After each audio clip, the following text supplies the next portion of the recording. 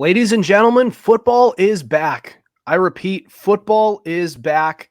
With the Hall of Fame game in the rearview mirror, we are officially into the preseason phase of the football season. The Hall of Fame game, so the Cleveland Browns won 21-16 over the Jets, and nothing too much going on in this game besides Zach Wilson getting some significant reps, which of course that was going to happen. They're not going to put Aaron Rodgers in on the first preseason game. He might get some reps, but if he even needs it. Then we got 3 weeks of preseason, and then it is officially football season. The regular season is about to start. Guys, we are here, finally. And without further ado, we do have a great episode planned for you guys tonight. So to celebrate football starting, we're going to give our NFL honors predictions for the preseason. And so we kind of did a fun thing with that this year, where around the actual honors ceremony, we gave who our preseason picks were and who actually won the awards. So make sure you tune into that one. It'll be just before the Super Bowl. It's a long way off. You're probably not even going to remember me saying this to you guys, but definitely check that out. That's a fun episode that we do. We compare, we basically give how far off we are. And if we were right on the nail, then we'll give that too. And I will make sure I rub it in you guys' face when I get 3 of them again. That was a fun time. But we're going to start off with, so we're going to separate this into a couple of segments. So we're going to go the rookies of the year first with defensive rookie of the year, then the players of the year, defensive player of the year, offensive player of the year. Then on the last segment, comeback player of the year, coach of the year, and the coveted MVP award. Then we got our fan box where we asked you guys for the dark horse MVP candidates that you guys had. So CJ, do you want to start us off with your defensive rookie of the year pick? Yeah, sure. I will do it. Do it then. So my defensive rookie of the year, call me unoriginal, but how's it not going to be Will Anderson of the Houston Texans? That man was a monster in Bama, and if he could do even half of what he was in Bama in his rookie year, he should be a lock. And, I mean, you're going to look at some of the tackles he's going to be going against. Now, I don't think he's going to be going against Cam Robinson because he'll be suspended. The Colts' whole O-line took a step back last year, and the Titans don't have Taylor Lewan, and Andre Dillard will be injured by week 5. So I'm just saying, like, Will Anderson Jr., remember that name. He should, unless he, like, tears his ACL or something, win Defensive Rookie of the Year. What about you, Adam? Well, my pick, I was fighting the urge to pick that guy, and I had a feeling you were going to, and that's a great pick. I really do. I think he's in a division that's bad enough so that he's going to eat. But that being said, I didn't want to go with the crowd, and I don't want to pick the same one as you. So I think I'm going to go with my pick, and call me a biased Patriots fan, but I have Christian Gonzalez taking the award. So you take one of the best coverage corners in the draft, arguably the best, and you put him up with a head coach who is one of the best defensive-minded coaches in our generation. You combine those two, and what do you get? You get a potential defensive rookie of the year in Christian Gonzalez. And I think the issue with this pick, and an issue that a lot of people have, is the division he's in. You got Tyreek Hill and Jalen Waddle on the Dolphins. You got Stephon Diggs on the Bills. And then you got Garrett Wilson on the Jets. But is that not what we said about Sauce Gardner last year? But he had no issue. And this Christian Gonzalez, apparently, according to the scouting reports, is arguably the same guy as far as play style goes. So I don't think Christian Gonzalez has an issue here. I know he's been having some trouble in camp lately, but he's just adjusting to the big league level. And I mean, he's facing the coaching of one of the best in the game in Bill Belichick. So I think this is going to be good for him. Christian Gonzalez is my defensive rookie of the year. I think he's going to have a great season and a great start to his young career. Yeah, you know what? I definitely think a reasonable take. Yeah, I just think the pairing between him and Bill Belichick is great. And we've had our criticisms of Bill Belichick, right? Yep. Especially on the offensive side of the ball, but the defensive side, I mean, don't look now, but he's actually had a pretty good career even after Brady. The defense has still been pretty functional, and he finds diamonds in the rough all the time. Now you Yeah. take a first round pick with all the talent in the world and you pair him up with Bill Belichick. This kid, the sky's the limit for this kid. I think this guy's going to have a great year, and he's going to make a statement by shutting down some of the best wide receivers in football in the AFC East. I just think this kid has everything that he needs in order to do it. Um, just like Sauce Gardner did. And by the way, I did predict Sauce Gardner to win Defensive Rookie of the Year. So maybe I know a thing or two. Maybe I don't. Maybe I'm saying something. Maybe I'm not saying anything at all. Yeah, But a I'm little. picking Christian Gonzalez. So take that for how you will. Um, all right. So moving on, what is your offensive rookie of the year pick? Now this was hard. I'll admit. There's a few ways you could go. Not really the best receiving class. Some guys not in great situations. Seems like quarterbacks don't usually win these anymore. Unless you're like Justin Herbert, who had an insane rookie year.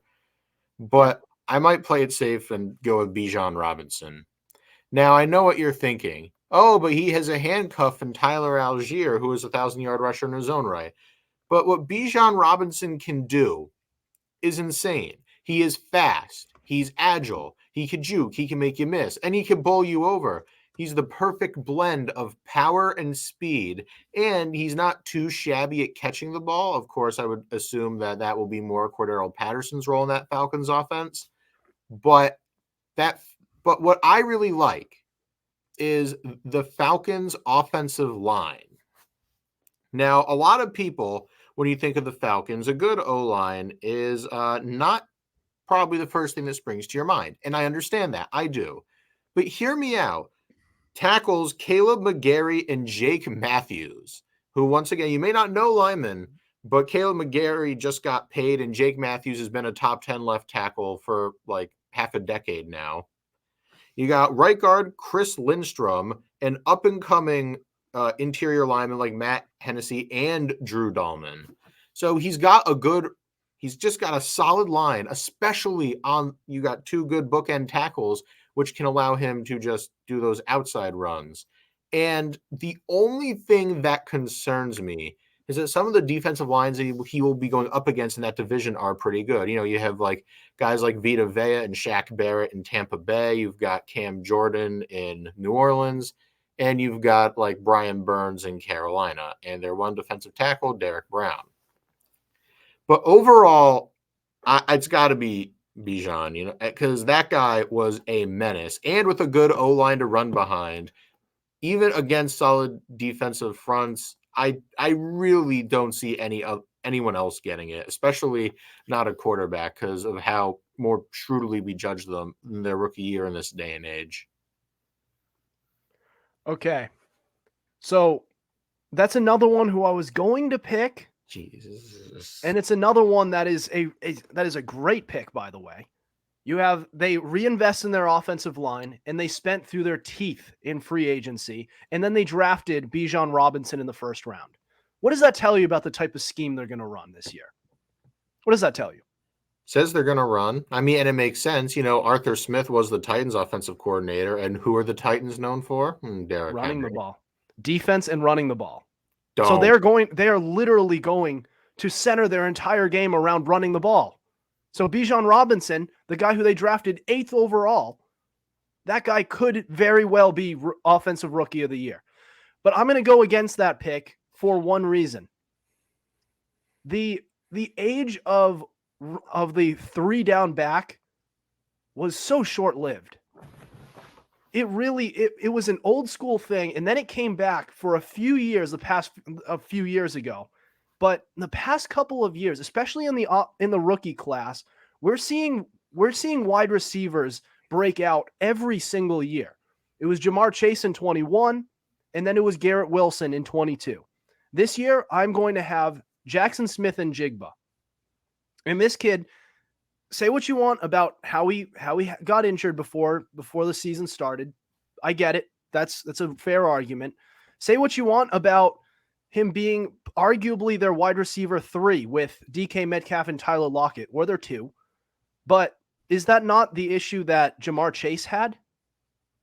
He was working with Tyler Boyd and T. Higgins. Then he was added to this offense, and he took it to the next level in Cincinnati. It's the same thing with Smith and Jigba here. He is more talented than either of them. He has better abilities, and this guy is going to take this Seahawks offense to the next level. Even with Geno Smith, who proved he was a pretty good quarterback under Pete Carroll. So I have Jackson Smith and Jigba. I think this is the age of wide receivers really coming on strong early on in their careers. I don't think this is the best the wide receiver position has been possibly ever. At least as far as its dominance has been. And you can kind of understand why. It's easier to win games with a top wide receiver than it is with a top running back. And we're seeing that right now, right? Yeah. Now, I mean, I hear you. I do. And it's not even about injuries. It's that he is going to be their wide receiver 3. And correct me if I'm wrong, but did you not just say like he's more talented than Metcalf and Lockett? I mean, I'll give you Lockett, but Metcalf? Yeah, I think he is. No, Metcalf is faster and he's stronger and he has better hands, but that's neither here nor there. Another thing is that Chase was, as you know, a top 10 pick and was expected to be their wide receiver 1. I mean, you can expect that from Njigba, especially since Tyler Lockett is either 29 or 30. But I don't think they're going to try to like rush him in and make him the focal point of the offense just yet. But either way, that is a solid pick. And of this receiver class, probably the most likely to win Offensive Rookie of the Year. Maybe Zay Flowers, but that all depends on Lamar. I just think that he's going to have he's just going to get the opportunities there.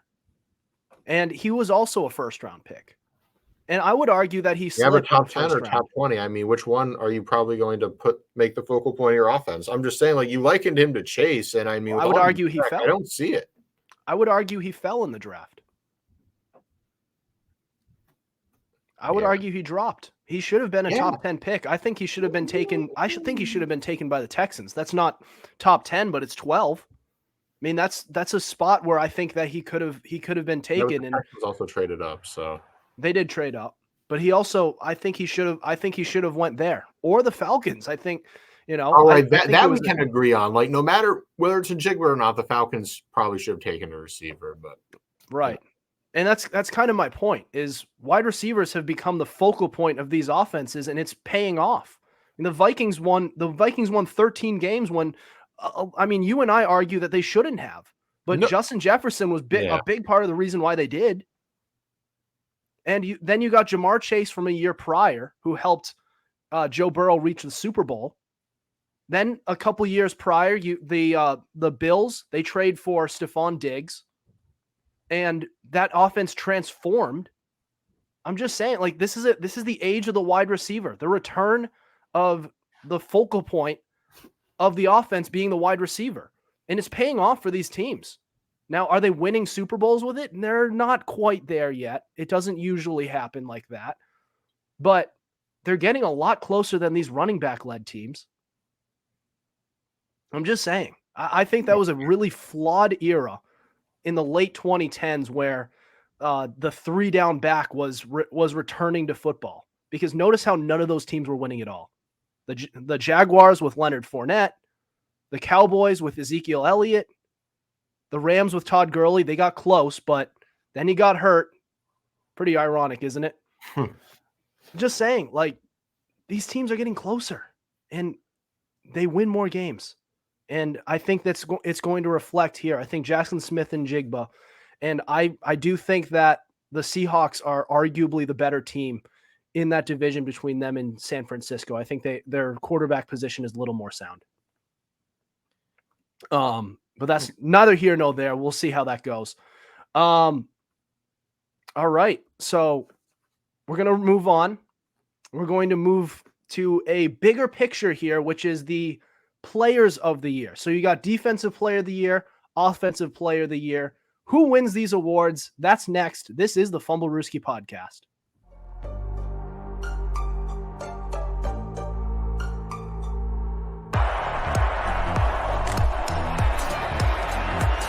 Here's Edelman broken up, and the pass is no sign yet. Edelman comes down with a football. They're saying it's a catch. It's caught! Diggs! Sideline! Touchdown! Unbelievable! Swings it way down the field to Watkins! Sammy Watkins for the touchdown!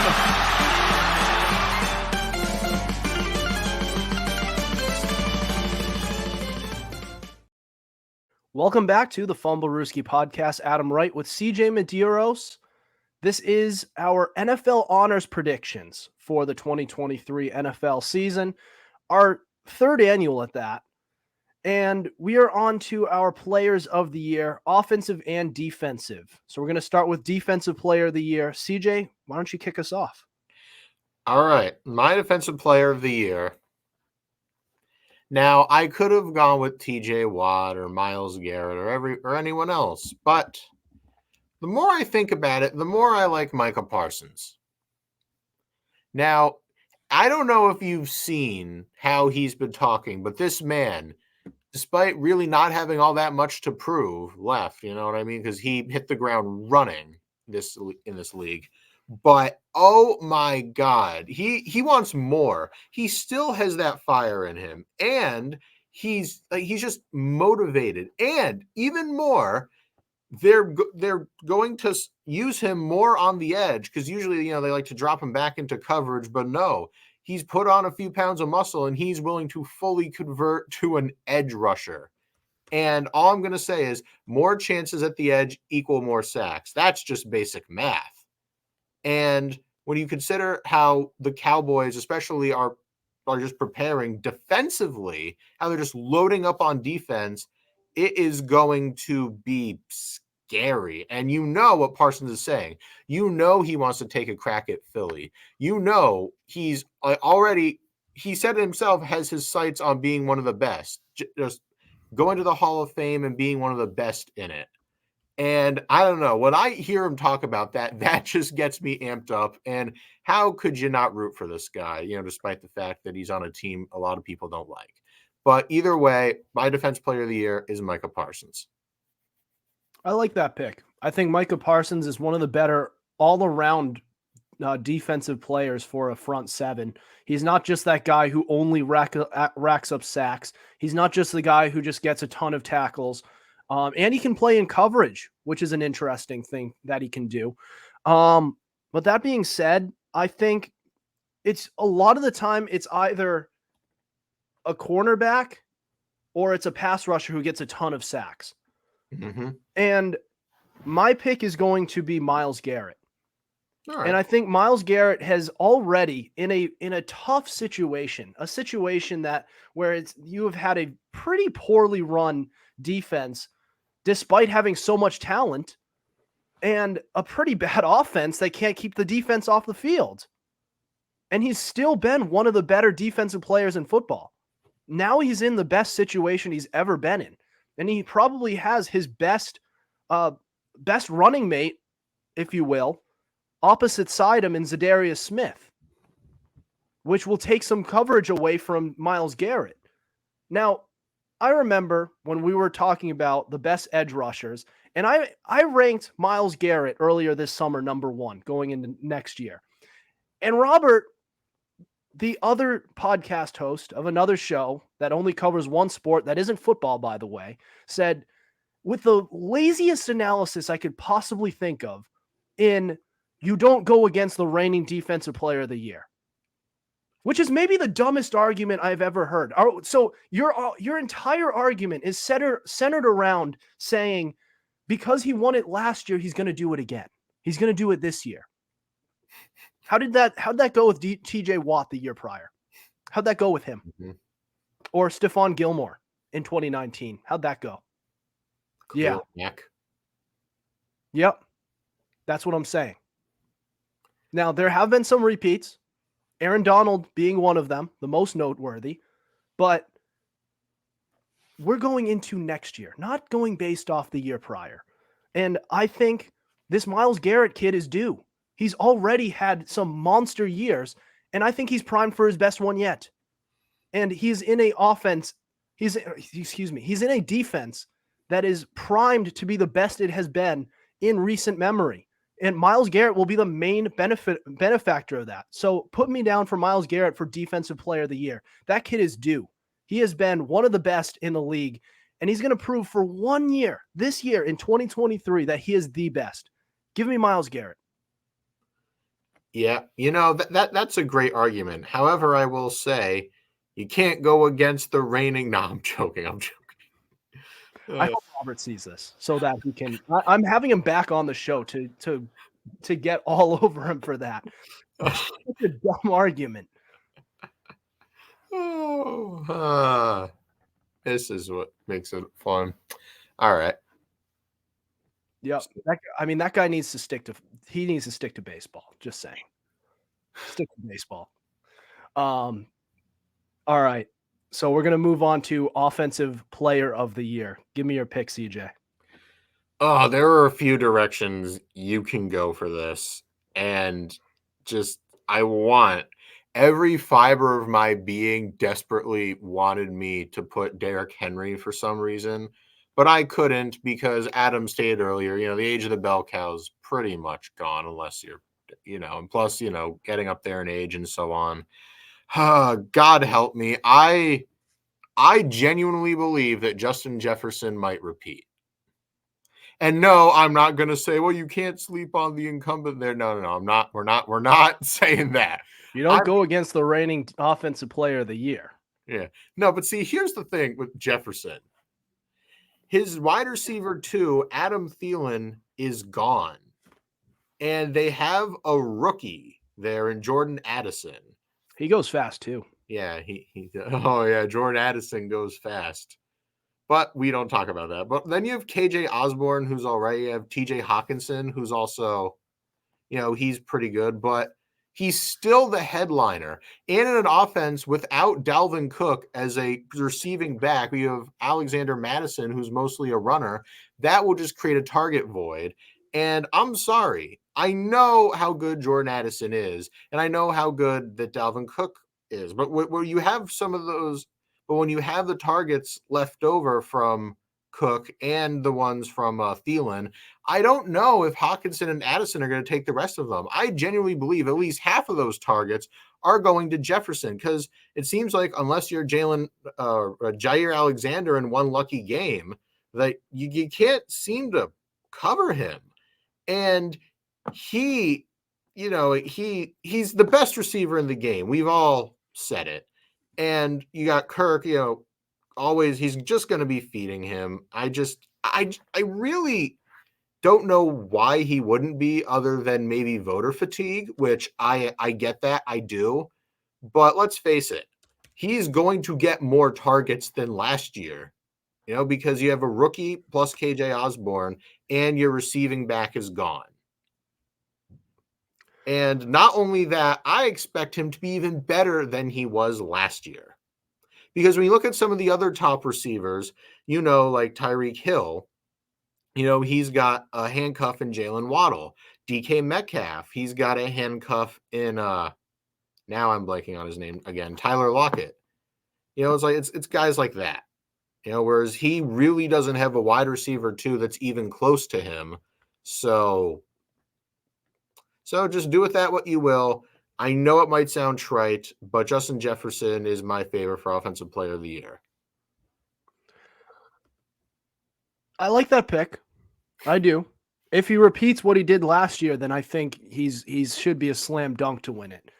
Just a lot of these players have seasons that are so unbelievably great that they'll just never repeat it. Or if they do, it'll be years down the road.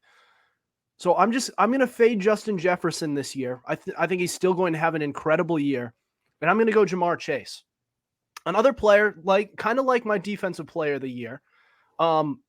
So with Myles Garrett, I ranked him number 1 out of my edge rushers. On wide receivers, I ranked Jamar Chase number 1. So Jamar Chase is my offensive player of the year pick. And this is a guy who we're all forgetting still had an incredible year. The only reason he barely cracked 1,000 yards is because he missed 7 games. So you take that and you put what he did over a 17-game stretch, and he's right there with Justin Jefferson. He's back, he's healthy, and Joe Burrow is going to have time to throw. And that connection is one of the best in all of football. Those two being best friends since college. So I think that is going to be a great connection between the two.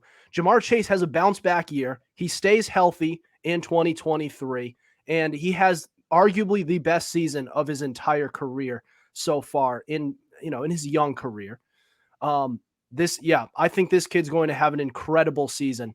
And yeah, give me Jamar Chase at number 1 for my offensive player of the year. Yeah, that's actually a really good pick. My only concern is, he's in a bit of a more crowded receiver room, but then again, he missed some time and almost cracked 1,000 yards. So I feel like that argument doesn't really hold too much weight. But yeah, but I would not be shocked if you were right. Yeah, it's just you fade the guy who did the best. Mm-hmm. Because a lot of these guys, like Justin Jefferson, had an incredible year, but it was a historic season that he may never repeat because it was just so good. You have to match up with that. And if you get that workload again and then try to repeat it, you might get hurt again, like how Jamar Chase just did last year. But I think Chase has a healthy year this year. And just him being healthy and being out there and having more time for Burrow to get the ball out to him, to throw it deep, I think he's going to rack up those yards, and I think he's going to get his touchdowns as well. So I think Jamar Chase he's my offensive player of the year. I had Justin Jefferson last year. I'm going to take Jamar Chase this year. I think he's going to be incredible this year. That's fair. All right, so we're going to move on. So we have 3 more categories to go that we're going to tackle all in the next segment, starting with Comeback Player of the Year, Coach of the Year, and the coveted League MVP honors. That's next. This is the Fumblerooski Podcast.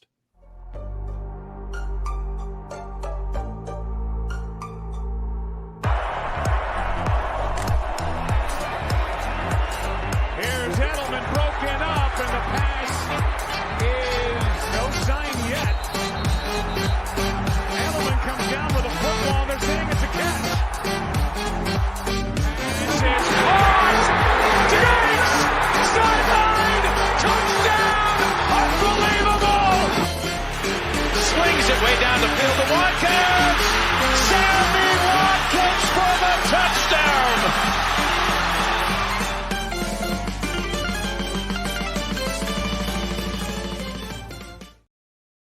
Welcome back to the Fumblerooski Podcast by Power 88 Secret Weapon Consulting. Adam Wright and CJ Medeiros with you here tonight. And we are on to our final stage of our NFL honors predictions, which is Coach of the Year, Comeback Player of the Year, and MVP. Except I just named that in completely the wrong order we're going to go in. We're going to lead off with Comeback Player of the Year. CJ, why don't you kick us off? Comeback Player of the Year can be a touchy subject, especially this season. I'm not going to say why. You know why. But my Comeback Player of the Year, I think, should be Cooper Kupp. He was the Offensive Player of the Year a season ago, then was cut down by injury, still putting up a decent season. But now,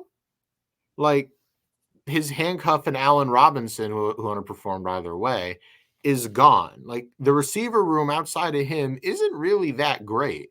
So he's just primed to get fed. And he is primed to get over 1,000 yards and at least 7 touchdowns. And I'm sorry, that's comeback player of the year material. It truly is. I mean, I'm just going to keep it short.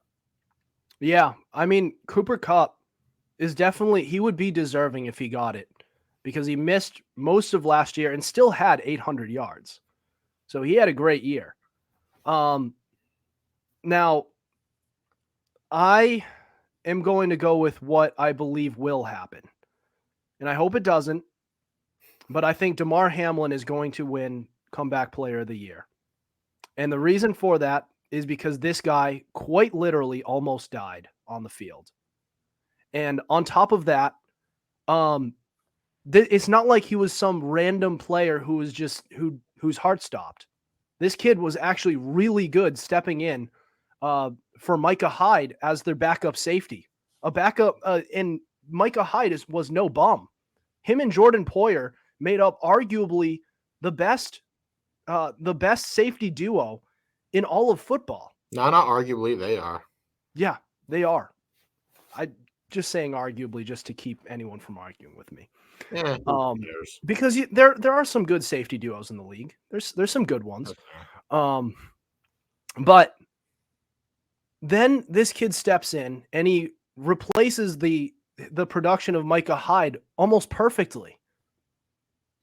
So the reason I don't think he should win it is because this kid is not going to start this year. It's going to be Micah Hyde and Jordan Poyer. But if he's able to play in any sort of capacity at all, because he's going to get his snaps, he's going to find his way on the field, just because at this point he has so much publicity. His name is Damar Hamlin. He's going to get his snaps, but and he's going to be productive because he's pretty good at his position. But I just don't think that should be enough. But it probably will, because this kid almost died. And it was a national headline for over a week. A playoff preview game was completely suspended because of this happening. And he's already back on the field. So if he plays any sort of role whatsoever, he's going to win it. He's a slam dunk. Now, again, I don't think he should, because I'm not rooting against the kid. I hope he does very well. And if there's any sort of injury, he's probably going to step in and do very well in relief. But there's other players like Cooper Kupp who might be a little more deserving of this award because they are just that talented. I understand this. I understand this kid really went through hell. But you also need the talent to go with it in order to win this award. That's the honor in winning it. Where's the honor in just winning it simply because you almost died? Right? Yeah, I mean, I'd word that a little differently, but yeah. Of course, I'm not rooting against him. I'm just saying, in order to win this award, there needs to be the talent there. That's the honor in winning it. That's my point. So that's my comeback player of the year pick, Damar Hamlin. I think he's going to win it. I think he's a very productive player, and he's whenever he has stepped in relief of either of the two between Jordan Poyer and Micah Hyde, he's done very well in it. So I'm rooting for the kid. I hope he does well, and I think he is going to win it. I'm not sure if he will deserve it, but he's going to win it. Yeah, probably. All right. So moving on, we got our NFL honors predictions with Coach of the Year. What's your pick? Call me crazy. Maybe I'm riding the hype train, perhaps. But my Coach of the Year pick is Dan Campbell. And for the record, I'm trying to tap into how this award works. Because it usually goes to a coach who inherited a bad team or was bad for a bit and then magically brought his team to the playoffs. Or it goes to a first-year coach that overperforms. Not a big fan of that system, if I'm being frank. But you got to look at Dan Campbell. What a story would it be if he took the Detroit Lions, a team mired in misery since the Super Bowl era, to the playoffs with a positive record? And I think the time is now. Jared Goff has shown that he can be your QB1. You've got Amon-Ra St. Brown, who's quickly making his case as a top 15 receiver, perhaps top 10 to some. You've got a good O-line. You have a young, hungry, just up-and-coming defense. And on top of that, Aaron Rodgers, the bad man, some call him. He's out of your division. And Jordan Love is unproven. The time is now. And if he could take advantage of that, then I would fully expect him to get Coach of the Year. Yeah. I mean, Detroit is in prime position to succeed, and Dan Campbell has proven that he is the right guy time and time again. And this is also going to be a make or break year for him, because if this team underperforms with Dan Campbell, he's done. Mm-hmm. Especially with the amount of hype surrounding this Lions team going into this year, which I believe in, by the way. I think this is going to be a good Lions team, probably the best it has been in recent memory. But if it doesn't, oh boy. He's going to be the first to go, unfortunately. And I really like Campbell. I like his attitude. From what I've seen from him in press conferences, pregame speeches, he seems like he's such a likable guy. My pick is Sean Payton. And I have Sean Payton because you take a Broncos team that won just 4 games last year, and with a Pro Bowl level quarterback, had arguably the worst season that you could possibly have with that team. And there were some things that you just couldn't control. For example, the offensive line got severely hurt. And even when it was healthy, it wasn't anything to write home about. They patched that up. And on top of that, their defense is still young and still looks pretty good. So where was the issue after that? It was their coaching, which was Nathaniel Hackett, who is now out. Then you bring in a offensive-minded head coach who has been a head coach in the past and has proven he can do it, unlike Nathaniel Hackett at the head coach position. You add him, and you have the most improved team in all of football coming from last year. So I think Sean Payton is a prime candidate to win this award, and I think he will. I think Payton is going to turn around this Broncos team, and they will be a playoff team this year. Because how could you do any worse with Russell Wilson at quarterback, especially after an improved offensive line now? You got a very good wide receiving core. I think this is a prime spot for Sean Payton to show why he is potentially a future Hall of Famer as a head coach. I think Sean Payton's going to win Coach of the Year and just remind everyone why he is such a good coach. Yes, I can definitely see the case for that. He's another one that I was considering. Yeah, I mean, Dan Campbell's a good pick too. So if he wins it, I wouldn't be surprised either. I think we can say the same thing about both of them though. If they falter, then they're done. Like, I don't think Sean Payton's getting another chance. No, he might. He can get one more chance, but Campbell, if the Lions somehow miss the playoffs after all that offseason hype and rebuilding, he is going to get jettisoned. Campbell, definitely. I think Payton too, but just for him being named Sean Payton, maybe he gets another year. Kind of like how Bruce Arians in his first year with Tampa wasn't very good, but then he got another chance, and then he won a Super Bowl.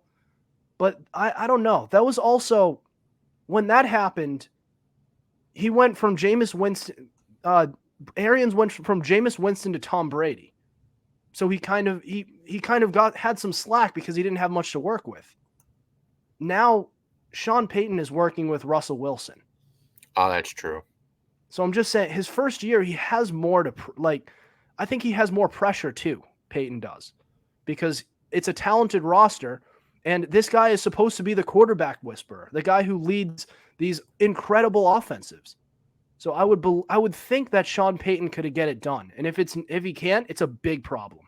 It means that this issue goes much deeper than coaching, and Payton might be out as part of that. But here we are. We've made it to our final award. Last but not least, the league MVP honors. So, CJ, who do you have as the NFL MVP? There's realistically only a few it could be. We know it's going to be a quarterback because, it may as well just be called most valuable quarterback, or if MVP should be just most valuable passer, for being honest. I know Mahomes won it last year, but the cupboard's looking pretty bare on offense aside from Travis Kelce. Josh Allen's another one, but he's shown time and time again that he just can't take that to the next level. So I'm thinking Joe Burrow. Adam's making a face. He does not like that. I love that pick because it's mine. Oh, hey, what do you know? Great minds think alike, huh?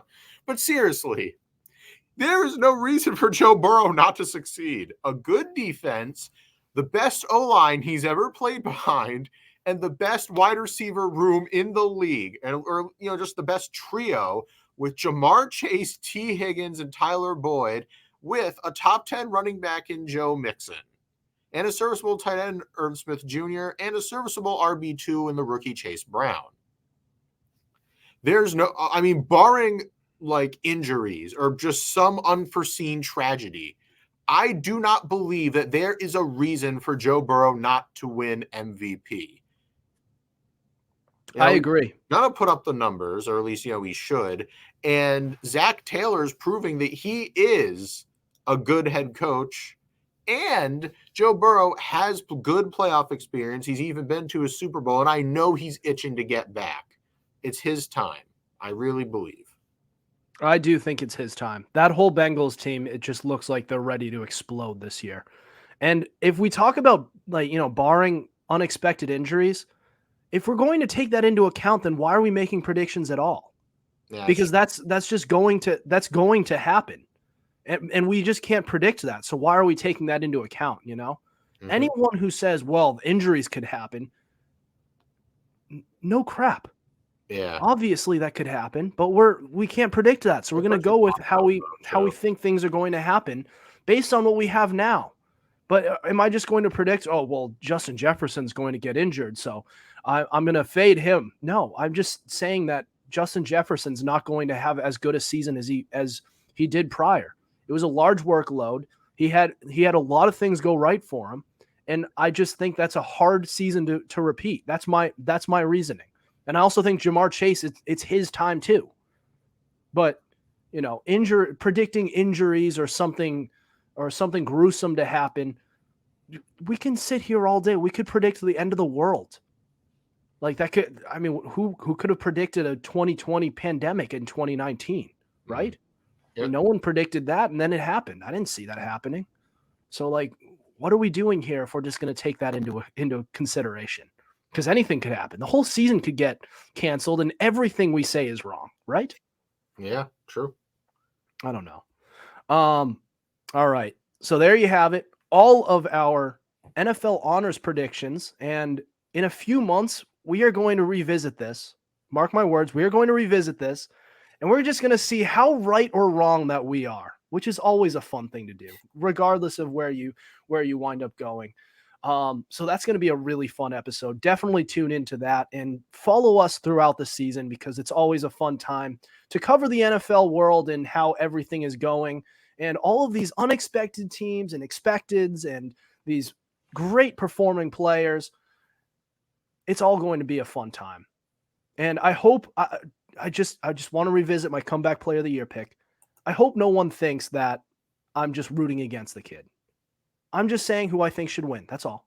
And I think he's a talented kid. And I think if he gets his opportunity, then he could make a solid case, especially since he was pretty productive stepping in for Micah Hyde. So if he does that again and does that for a full season, then I do think he should win. He should win comeback player of the year. I just don't know if that'll happen. So we'll see. All right. So next, we have the fan box. We asked you guys who you think is going to win league MVP. Not just MVP, dark horse candidates, guys who are not even thinking about who could win the award. That's next. This is the Fumblerooski podcast.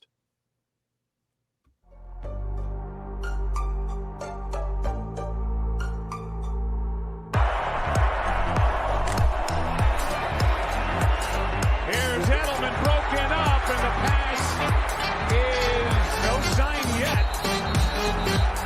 Edelman comes down with a football. They're saying it's a catch. This is caught. Diggs! Sideline! Touchdown! Unbelievable!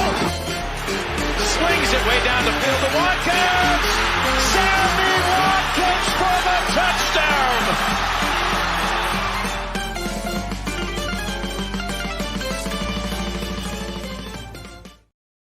Welcome back to the Fumblerooski podcast. Adam Wright with CJ Medeiros, brought to you by Power 88 and Secret Weapon Consulting. So, we are on to our Fanbox portion where we post a question filter on our Instagram, and you can respond with hot takes, questions, and more.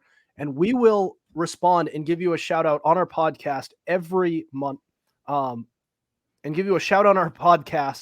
Respond to next week's Fanbox question to be featured on our show. Now, the question of the week was, who is a dark horse MVP candidate in 2023? We lead off with Chase McGinty, who said, gotta be Herbert, who is definitely a guy who's really not gotten as much attention as he has in years past, mainly because the team just continues to underperform with him.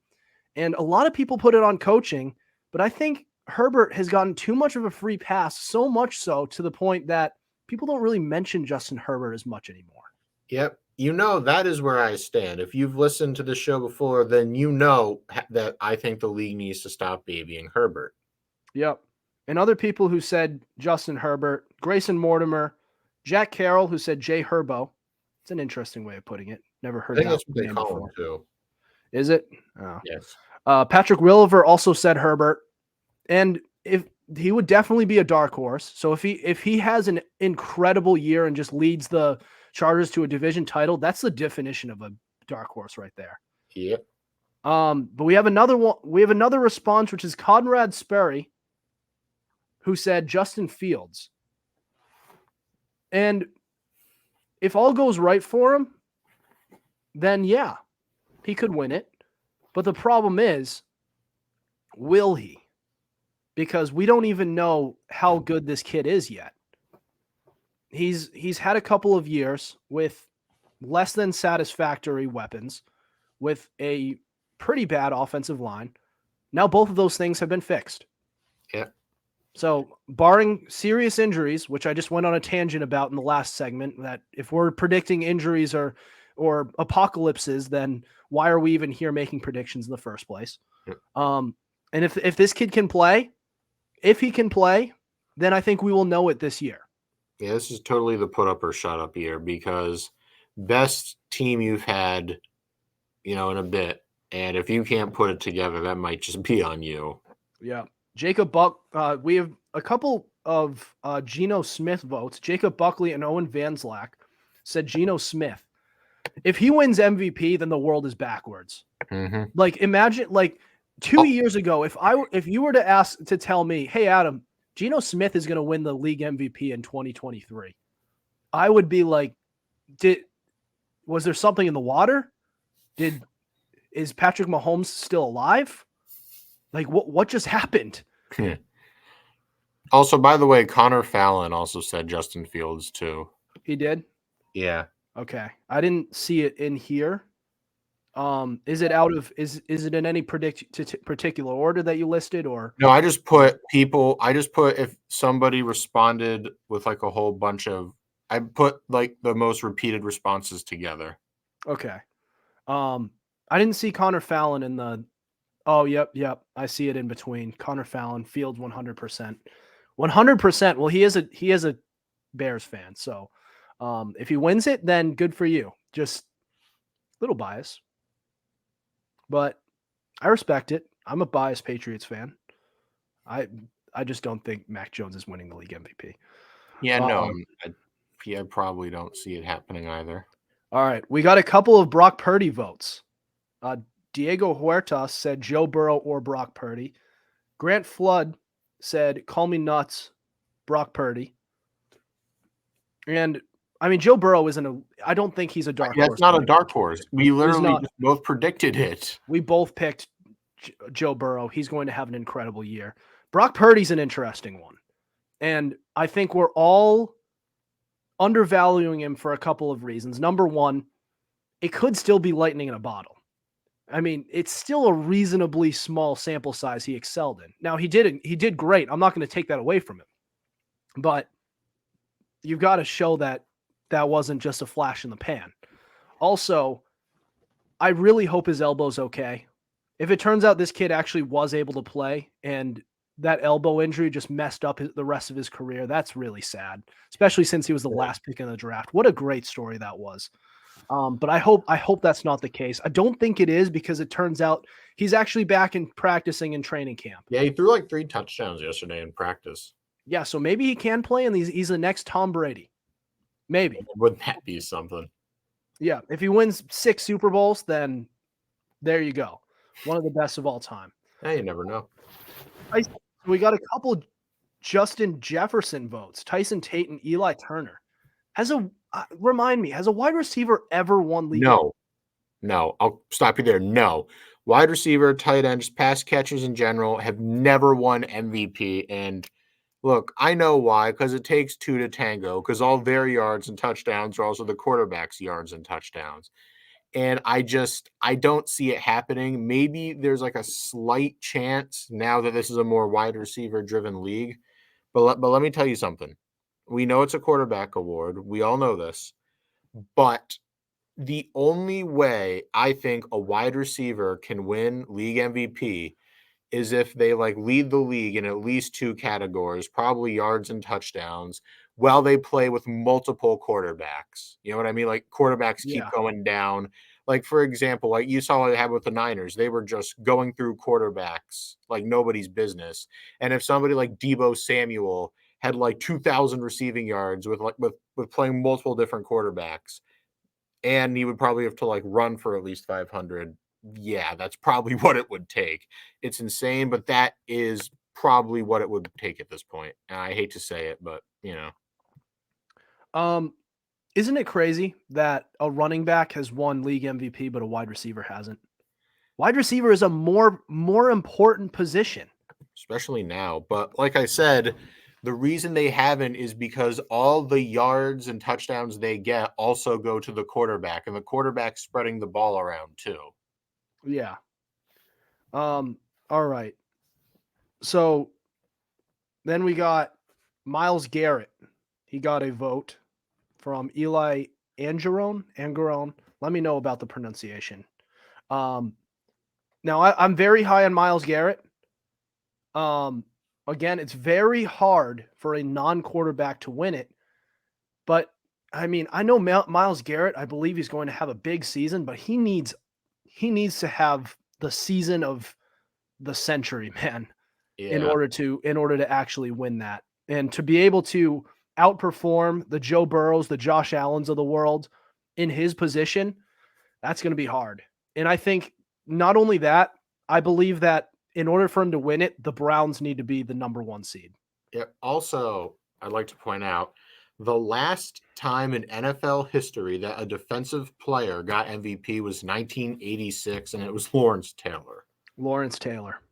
Is Myles Garrett the Lawrence Taylor of his generation? No. There's only one way to find out.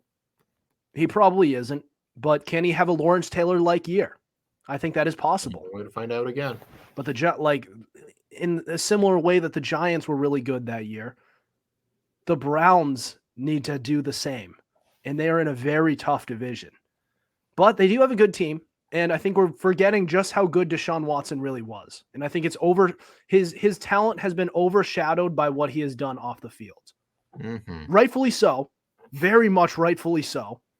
But it is true. Like, we're all forgetting how talented this guy was when he was on the field. And you hate to see people do awful things like that. Especially when they're talented. Yep. They could be role models, but instead they decide to do stuff like that. All right. William Mantle said Rodgers ties Manning with 5. That's a very real possibility. But I could very much see that happening.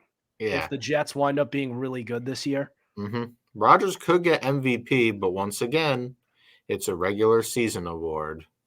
Yep. Just keep that in mind because Rodgers is a regular season quarterback. Regular season award for the regular season quarterback. Amen. But if he wins a Super Bowl too, Oh, then he would have one-upped Brady and his success in Tampa. I think he would have at that point. He would. Yeah. Plus, that would officially solidify him as top 5. It would solidify him as top 5 to be able to validate that. And I think he's going to be a really good quarterback this year. And to win league MVP isn't out of the realm of possibility. But again, I think a lot of it does have to do with the fact that you gotta get that top seed too.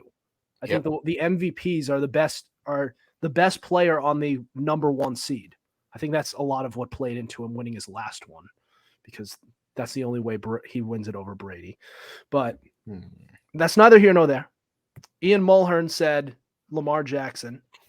And I think that was the only Lamar Jackson vote we got, isn't it? Yes, it was. And it's a good pick. Yeah, Lamar just got to stay healthy. That's just the name of the game. I mean, he's got to stay healthy, and maybe the fact that they're surrounding him with so many different targets on offense means that they're going to have him be a little more of a pocket passer. So we'll see if they do that. That he wants to pass more. And he wants to pass more. And he's won MVP before. He has. There's a very real chance he can win it again. Yes, but he did do that while being in more of a run-first offense. And it could be still run-first, but maybe it could be closer, maybe 60-40, 55-45. That's what I'm thinking, yes. That's going to be his best bet at playing a sustainable game. I mean, Russell Wilson has done that later in his career. He used to be mainly a running quarterback, and then he transformed into more of a guy who stays in the pocket. Maybe he'll scramble a little bit to buy time, but he's not running for yardage. He's running to buy time for his receivers to get open. Yeah. All right. Josh Houle said, can TJ Watt stay healthy and dominate his way to MVP? Same thing with Myles Garrett. It's a quarterback award, and you're good. And like I said, Lawrence Taylor, last time it happened. And if either of us had TJ Watt winning Defensive Player of the Year, we would have made a good statement for that too, because he also has another pretty good player opposite him who could bring some of the coverage away from him, which is Alex Highsmith, who had a great year. Yep. Now they can't just game plan for TJ Watt, because then what are they going to do with Alex Highsmith?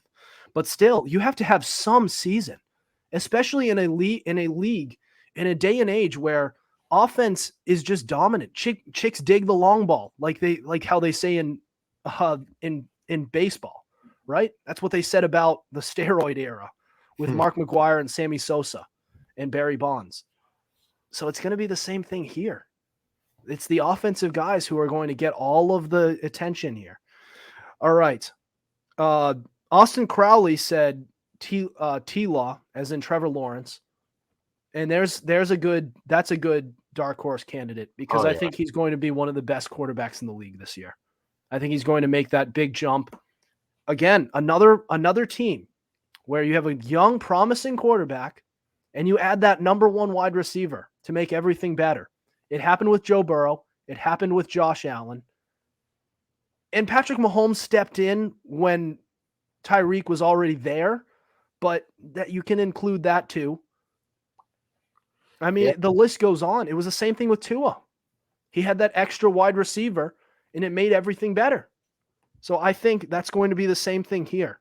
I think Trevor Lawrence is a sneaky, dark horse MVP pick. I think that's a good one. Truly. Brogdon Hill said, do you think Matthew Stafford can have an MVP season? No. I know he's coming off an injury, but even before he got hurt, he was not playing well. He did not play well at all. And I know he didn't have the protection back then, but he doesn't have the protection now either. And you also, past Cooper Kupp, who does he have to throw to now? They don't have anything left. I guess. Who? Van Jefferson, I guess. No. I mean, he's a good wide receiver 3, or maybe 2. Can we call him a 2? 2.5? Yeah. I don't know. But I just don't. If he was in a better situation, then I would say yes. But he also didn't look good last year either. Owen Van Slack said Jared Goff. And Goff is a good one. I think that's a solid one. He's been an MVP candidate for part of 2018 before.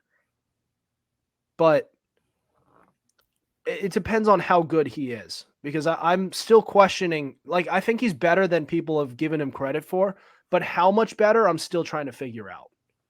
Because can he be the level that he was in 2018, where everyone believed that he was Sean McVay's puppet? I don't know. Can he prove that? I don't know. He'll have to really prove that this year. And he has Amon-Ra St. Brown. He's going to have Jamison Williams after 6 weeks. So that it's a big question mark. This is a big season for Jared Goff, because I think we're all questioning how good Goff really is. But if he doesn't do well this year, then I think we'll have our answer, and we can finally lump him in the same category as Kirk Cousins or Dak Prescott. Yep. It's a shame though, because he was really good last year. He was really good. He was good the year prior too. Yeah, he was. Owen Van Slack. Nope. Owen Van Slack has a lot of responses. We love to see it. Wait a second. He has 2 different responses for different players. Wait a second. So let me skip over to his other response, where he said, Owen Van Slack said, Jared Goff going to get hurt in week 1. Then from there, it'll be all Teddy Two Gloves. Is that an MVP pick? Are you picking Teddy? I think he's making a joke too. It better be. I mean, that's about it. I think that's a joke. I'm going to give you the benefit of the doubt and say that's a joke. It's a funny one. It's funny, but you can't have Jared Goff and then say he's going to get hurt in your next response. Owen Van Slack also said Tyreek Hill when he gets to the 2,000-yard receiving mark this year. That's a tall order when you're playing alongside Jalen Waddle, who is also a wide receiver 1. Yep. And also you got Christian Gonzalez, the defensive rookie of the year in that division. And also the reigning defensive rookie of the year in Sauce Gardner.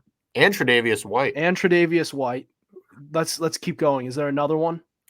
Then you'd have to go to safeties. They also have DJ Reed in that division too. DJ Reed, yeah. And we could, what's his name? Jack Jones is locked and loaded. Oh no. I mean, we would have to go to their own team at that point, which is there's no point in bringing up. We can't even bring up Jalen Ramsey because he's hurt. Xavier Howard, I guess. Either way, Tyreek Hill, for him to get 2,000 yards, I feel like someone else is going to be able to do that. It won't be Tyreek Hill. I'm not saying he's not capable of it, but he's in kind of a tough division. And he also has a running mate who is almost as good, if not as good, maybe better than Tyreek Hill. I don't see it. If anyone's going to do it, it's going to be Justin Jefferson or Jamar Chase. All right, where's his next one? Owen Van Slack also said Nathan Rourke, 100%. Wait, hold on. There's another one between Goff and Tyreek Hill. Which one was that? He said Tua if he stays healthy. There's a good one. There's a serious answer. He was a top 5, in the league statistically before his brain exploded. Yeah, and he was one of, wasn't he the leading vote getter in the Pro Bowl? And then in a blink of an eye, it all changed. Something along those lines, yes. Yeah. And that would have been a good, I think if he made a Pro Bowl, I wouldn't have been opposed to it. I wouldn't have been.